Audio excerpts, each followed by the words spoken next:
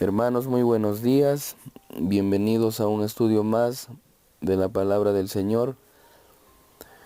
Para hoy, viernes 7 de abril, día de preparación, ya para entrar al reposo. Vamos a estudiar el tema la ley y el evangelio siempre juntos. Esperando que se hayan tenido un lindo despertar, que pongamos, hermanos, día a día las cargas en el Señor para que nos ayude. Y vamos a hacer una pequeña oración para que el Señor nos pueda guiar en el estudio de su palabra. Ahí donde estemos, inclinamos la cabecita, quizá nos puedan acompañar arrodillados. Oramos. Querido Señor, gracias Señor una vez más por darnos y prestarnos este aliento de vida día a día. Gracias por este despertar. Te pido por los hermanos, Señor, que están al otro lado de la línea, que también puedas guiarlos en esta meditación de tus santas escrituras, acompañados del espíritu de profecía. En este día de preparación, Señor, que se haga tu voluntad. Ayúdanos en nuestros quehaceres y nuestras labores para entrar, Señor, sin ninguna dificultad a tu día de reposo. Acompáñanos, te lo pedimos, y danos el permiso y la llave para entender tus santas escrituras. Te lo pido en el nombre de tu Hijo Jesús. Amén. Ahora doy el pase a mi esposa para que nos pueda leer el estudio. Como se dijo, el estudio para hoy es la ley y el evangelio siempre juntos. Comenzamos este estudio leyendo un poco del testimonio para ir comprendiendo y analizando. Dice: Dios tiene una norma de justicia por la cual mide el carácter. Esta norma es su santa ley, que se nos ha dado como una regla de vida.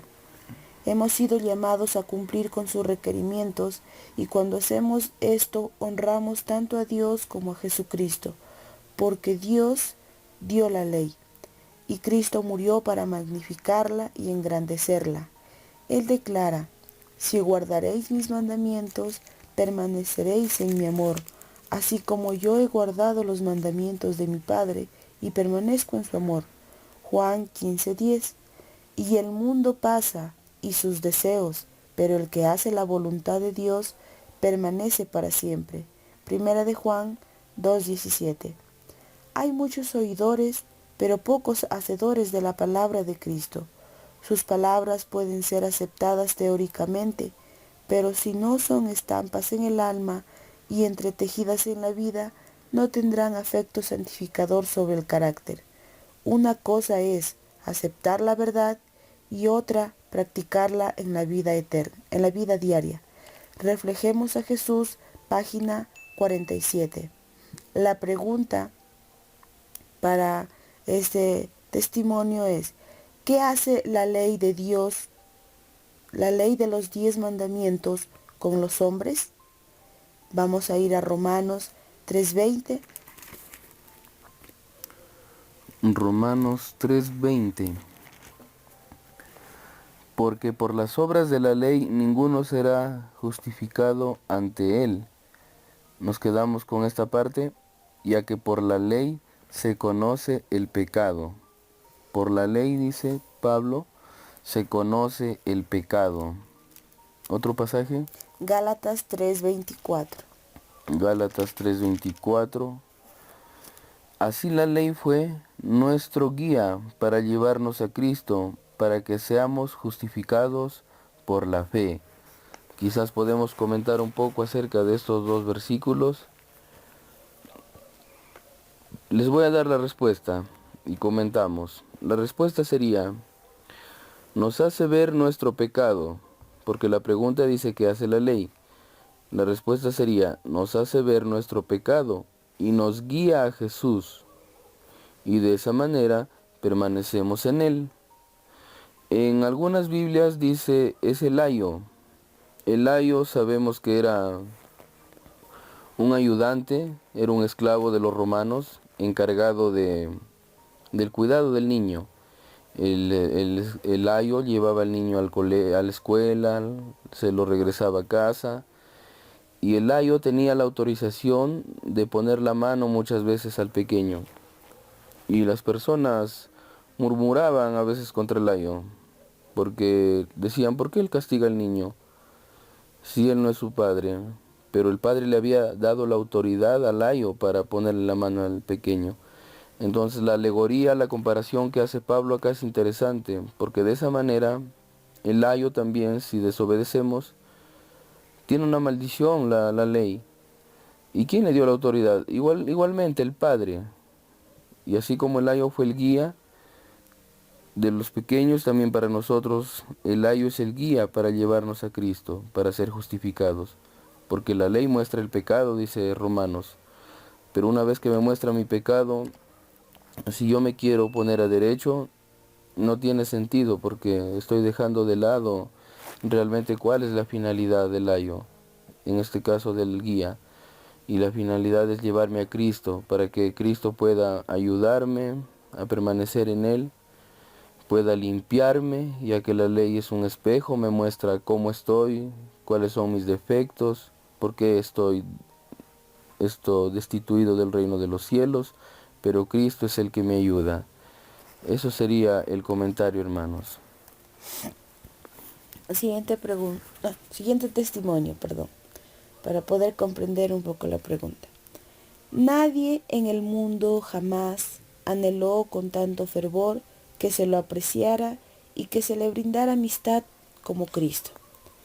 Tenía hambre de simpatía, su corazón estaba lleno de un deseo ardiente de que los seres humanos apreciaran el don de Dios al mundo y lo honraran creyendo en sus palabras y alabándolo, porque de tal manera amó Dios al mundo que ha dado a su Hijo unigénito para que todo que en él crea no se pierda, mas tenga vida eterna.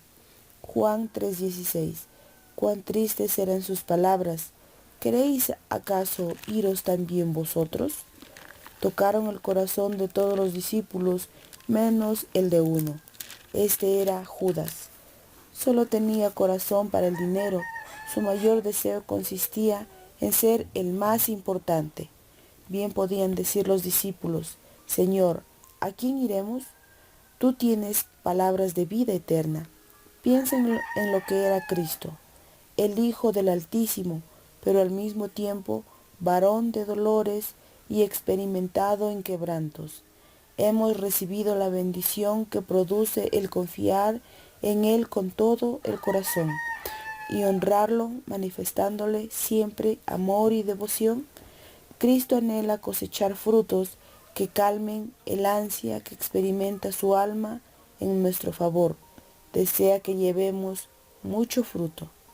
Cada día con Dios, página 187. Entonces la pregunta es, ¿qué hace ahora nuestro maestro al conocer la ley? Juan 3:16. Juan 3:16. Porque de tal manera amó Dios al mundo que dio a su único Hijo, para que todo el que crea en Él no perezca, sino tenga más bien vida eterna, nos dice Juan. El otro pasaje. 10:11. 10:11. Del mismo Juan. 10:11 del mismo libro de Juan. Yo soy el buen pastor da su vida por las ovejas. La pregunta era, ¿qué hace ahora nuestro maestro al conocer la ley? La respuesta sería, Jesús al conocer su ley pisoteada, dio la vida por nosotros para liberar al hombre del pecado y amistarnos con Dios. Esa sería la respuesta. Y de esa manera nosotros podemos tener, como nos dice el testimonio, yendo a Cristo y estando con Él, mucho fruto, los frutos del Espíritu, ya que Cristo es el que hace, no las obras en nosotros. Las obras que Jesús hacía, dijo que Dios era el que las hacía en Él. Y es una cadena, porque cuando nosotros aceptamos a Cristo, Él hace las obras en nosotros.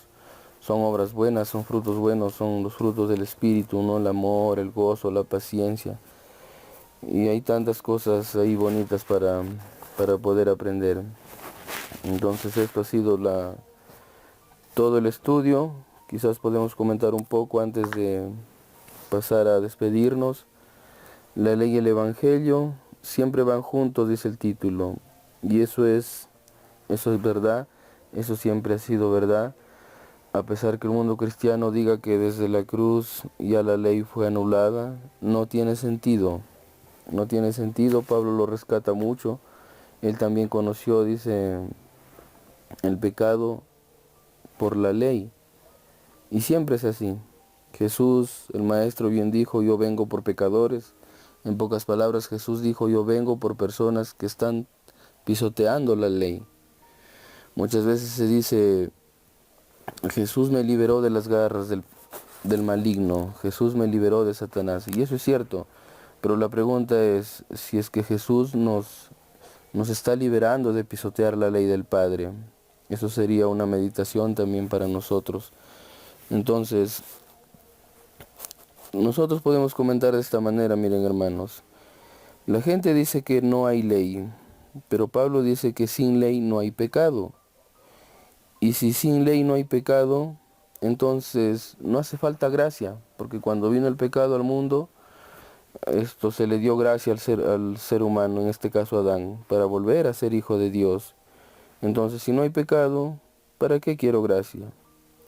Y si no hay gracia, no se necesita de un Salvador. Y si no se necesita de un Salvador, como dice Pablo, ¿para qué murió Cristo entonces? Entonces es toda una cadena. Quitamos una pieza y todo se derrumba el plan de salvación. Si tenemos la ley, aceptamos la ley, vamos hermanos a tener al Padre.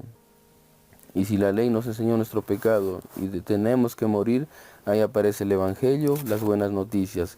Tenemos que tener al Padre, tenemos que tener al Hijo. Eso sería la ley y el testimonio, como lo dice Isaías. Entonces ese es el comentario, hermanos. Jesús vino a morir por nosotros para limpiar la ley que el hombre había quebrantado y de la cual nosotros también somos partícipes por cuanto hemos pecado. Pero Jesús no nos dice que nos perdona y luego debemos seguir pisoteando su ley. Es cierto que somos salvos por gracia, pero no anulamos la ley. Entonces ese sería el comentario, hermanos. Les agradecemos por seguir a este ministerio, los soldados de Jesús. Voy a dar espacio también a mi esposa para que pueda hacer un pequeño comentario y despedirnos.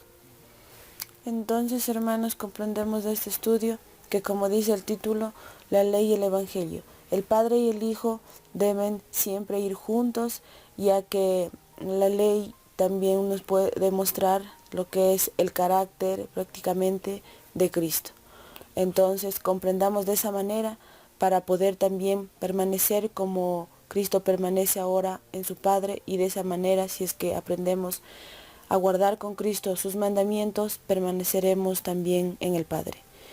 Hermanitos, que en este día de preparación sea de lo mejor para poder entrar a un buen reposo. Bendiciones a todos y gracias.